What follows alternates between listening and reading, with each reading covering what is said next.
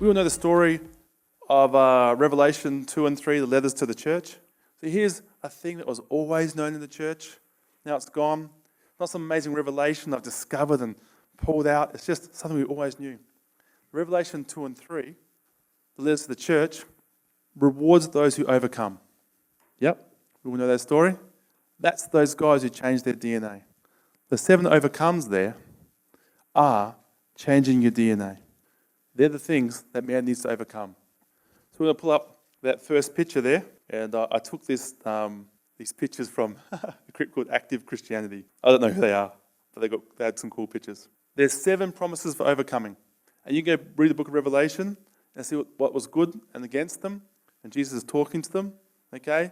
These are New Testament verses. Talking to the church. Behold, I stand at the door and knock. That's written to Christians. It's not a salvation verse. It's written to the church. Yep. Okay. Here's the promise for those who overcome. You can go read it for yourself. Blessed is the person who reads this book. He who has an ear, let him hear what the Spirit of the church says to the churches. To him who overcomes, I will give to eat from the tree of life, which is in the midst of the paradise of God.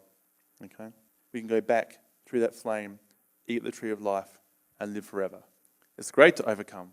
And previous generations maybe had to overcome out of the love of God. Well, there's stick and there's carrot. Okay? A stick might be coming. All right? What an opportunity to become love, to start forgiving. So eat from the tree of life. That's a good one. Number 2, the second overcome. He who has an ear, let me hear what the Spirit says to the churches.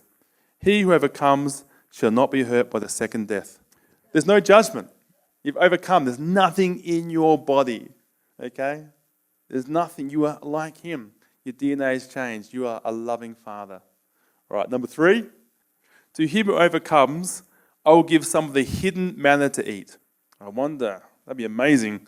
And I will give him a white stone, and on the stone a new name written, which no one knows except him who receives it. Forever. You have a secret name between you and him.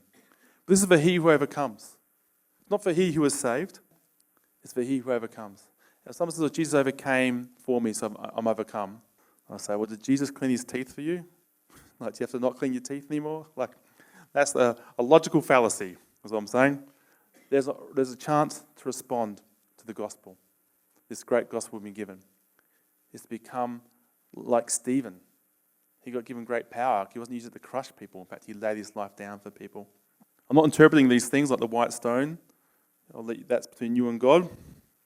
Okay, number 4. And he who overcomes and keeps my works until the end, to him I'll give the power over all the nations. He shall rule them with a rod of iron. They shall be dashed to pieces like potter's vessels. As I also have received from my Father, I will give him the morning star. These are big promises.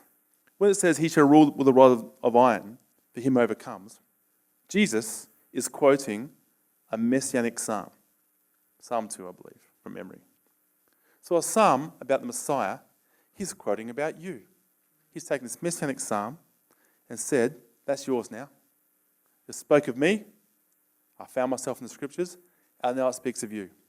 Jesus had to overcome, and that's we walk the same walk as Jesus. We find ourselves in the scriptures, we believe it, and commit our spirits to God. He will do it. He is faithful. This is what the church used to know, okay? Yeah, this is church knowledge.